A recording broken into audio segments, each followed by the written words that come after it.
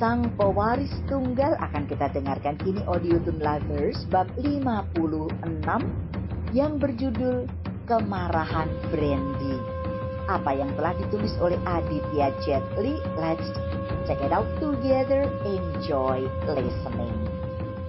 Buplak buk des bian buam. Hanya suara itu yang terdengar di lokasi tersebut ketika dengan marahnya Brandy melampiaskan kekesalannya pada belasan anak buahnya yang berada paling depan dalam barisan tersebut. Aura kemarahannya benar-benar terasa. Dia tidak menyangka bahwa mereka akan mau diperalat oleh adik sepupunya sendiri, walaupun sejatinya mereka telah dibayar dengan harga tinggi. Tetapi dalam kasus ini, Brandy tidak berani melakukan apa-apa karena dia menyadari apa yang akan terjadi padanya juga anak buahnya nantinya.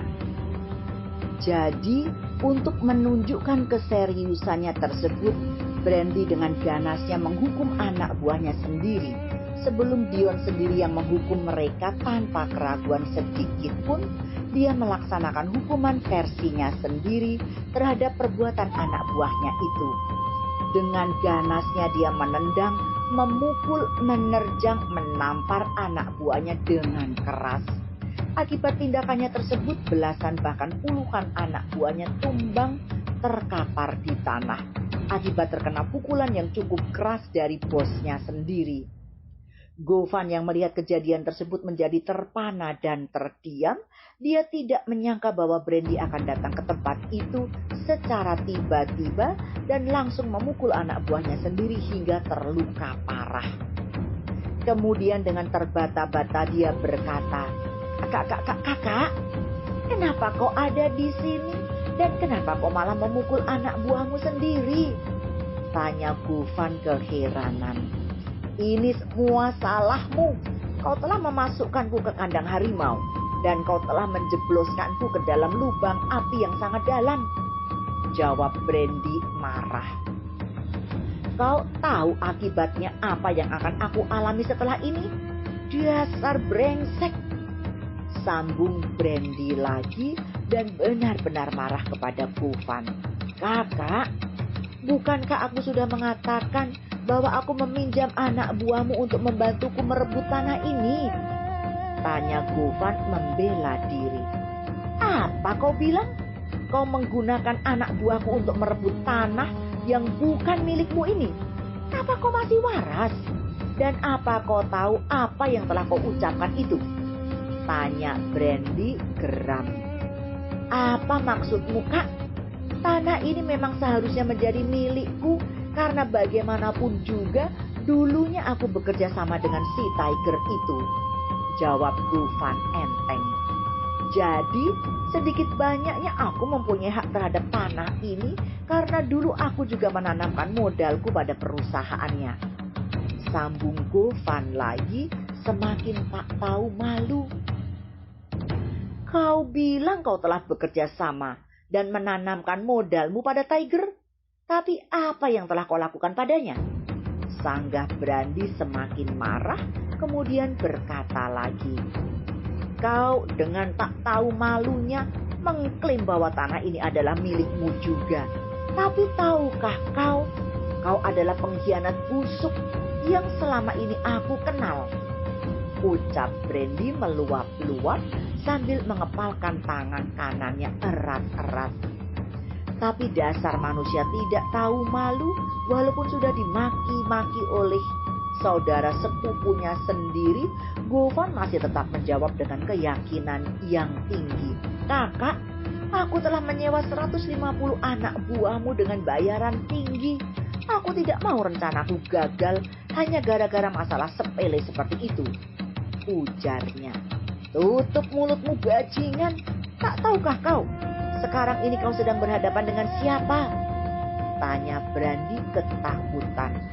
Aku tidak peduli sedang berhadapan dengan siapa, tetapi aku hanya peduli bahwa tanah ini, walau bagaimanapun caranya, harus menjadi milikku. Jawab Govan tidak mau kalah. Dasar brengsek, ucap Brandy marah sambil berlari dengan cepat ke arah Govan. Kemudian plak, buk, buk, plak, plak, plak, buk. Pukulan bertubi-tubi telah dilancarkan oleh Brandy ke tubuh Govan hingga membuatnya tersungkur ke tanah. Dari sudut bibirnya terlihat darah segar keluar akibat tamparan dari Brandy yang cukup kuat ke wajahnya. Masih dalam posisi duduk di tanah, Govan berkata dengan intonasi tinggi, "Kakak, selama ini aku menghargai keberadaanmu, tapi tidak aku sangka pada hari ini kau telah mencelakai saudaramu sendiri," ucap Govan marah. "Apa kau bilang? Saudara? Tahukah kau, aku tidak pernah mempunyai saudara bodoh sepertimu, dan aku malu telah menjadi salah satu darimu daripada sepupumu," jawab Brandy terus terang. Dia melakukan itu karena dia sadar bahwa kemarahan Dion akan jauh lebih mengerikan daripada kemarahan siapapun. Karena dia tahu bagaimana sifat Dion yang sesungguhnya. Dia orang yang tidak mau disinggung dan dihina oleh siapapun sekarang ini. Atas pertimbangan itulah, maka Brandy dengan geramnya menghajar Govan yang dianggapnya telah menjerumuskannya ke jurang kematian yang sangat dalam. Anak buah Govan yang melihat kejadian itu tidak bisa berbuat apa-apa karena mereka menyadari bahwa Brandy lebih mengerikan daripada Govan sendiri. Tapi belasan orang yang berpakaian ninja yang saat ini masih tetap berada di motor CRF-nya menjadi geram. Walaupun mereka sendiri tahu siapa Brandy itu, tetapi mereka sendiri tahu siapa Brandy itu, dan mereka telah dibayar dengan bayaran tinggi oleh si Govan untuk melindunginya. Serentak seluruh motor yang ditunggangi mesinnya hidup. Kemudian dengan suara mesin yang meraung-raung, mereka melajukan motornya menuju ke arah Brandy. Dion yang melihat kejadian itu memberi kode kepada anak buahnya untuk mencegah tindakan dari para ninja tersebut. Segera setelah mendapatkan perintah itu, beberapa anak buah Dion yang dikomandani oleh Iron segera bergerak dan mengatasi mereka semua. Suara teriakan berbenturan dengan raungan-raungan motor yang memekakkan telinga di lokasi tersebut. Dan buk buk des plak buk pia bruk bruk bruk buam buam. Terlihat 7 orang ninja telah terkapar di tanah setelah mendapat pukulan, tamparan, dan tendangan dari anak buah Iron yang bergerak dengan kecepatan tinggi. Mereka memang benar-benar orang yang terlatih dan mempunyai keahlian yang sangat mumpuni. Tidak sampai 1 menit 7 orang yang berpakaian ninja yang sedang melajukan motornya telah terkapar di tanah. Sementara motor yang mereka kendarai tadi terpelanting kemana-mana dengan mesin yang masih hidup. 7 ninja yang tadi terjatuh berusaha untuk bangkit kembali dan menaiki motor mereka, tetapi hal itu tidak dibiarkan begitu saja oleh anak buah Iron. Dengan tangkas mereka menghalangi usaha 7 ninja tersebut yang sekarang telah berdiri. Semuanya menyadari bahwa tidak mungkin lagi mereka menaiki motor tersebut. Maka ke-7 ninja itu memutuskan untuk bertempur dengan menggunakan katana yang telah mereka bawa sejak tadi. Hans, Burgon, Leon, dan Robin yang melihat kejadian itu tidak mau tinggal diam. Tubuh mereka tiba-tiba bergerak sangat cepat. Detik itu juga kelimanya telah berada di depan ninja tersebut. Ninja yang masih berada di atas motor menjadi geram setelah melihat ke-7 kawannya sekarang tidak berdaya dan dikepung oleh orang-orangnya Dion. Dengan geram mereka melajukan motornya menuju ke arah temannya yang sedang terkepung itu.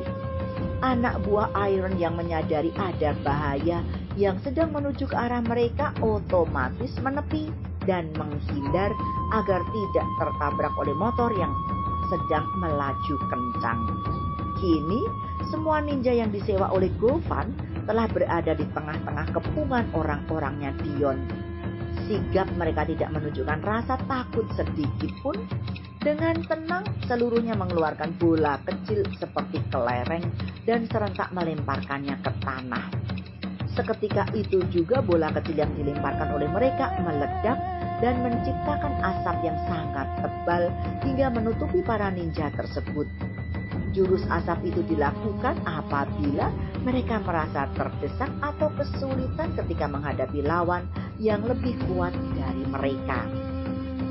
Mereka berharap dengan media asap yang mereka buat tadi akan melindungi mereka dari serangan apapun dan nyawa mereka bisa terselamatkan.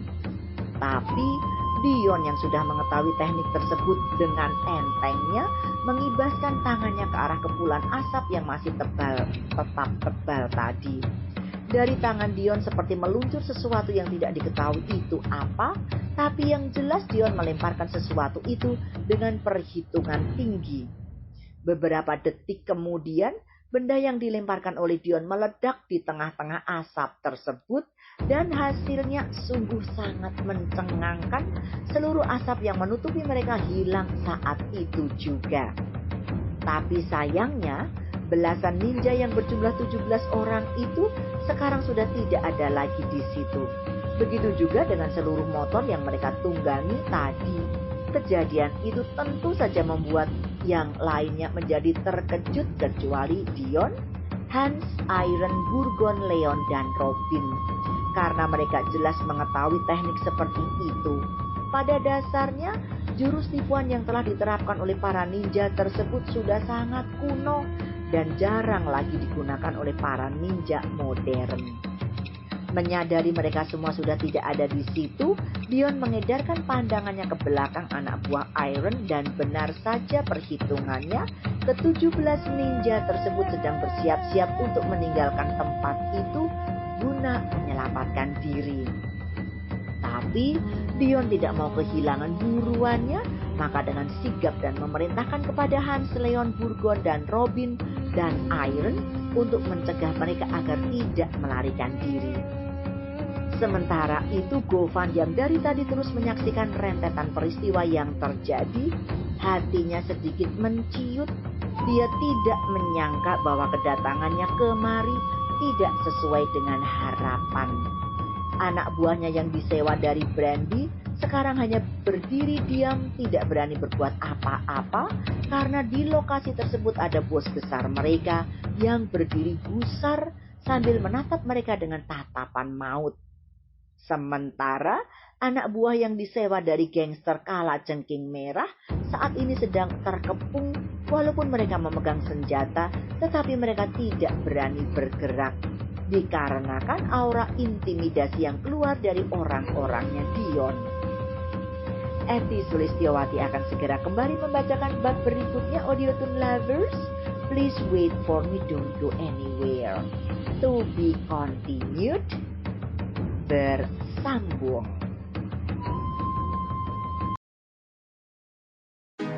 Kalau kamu mau dengar audiobook lebih banyak dan gratis, segera download Audiothon.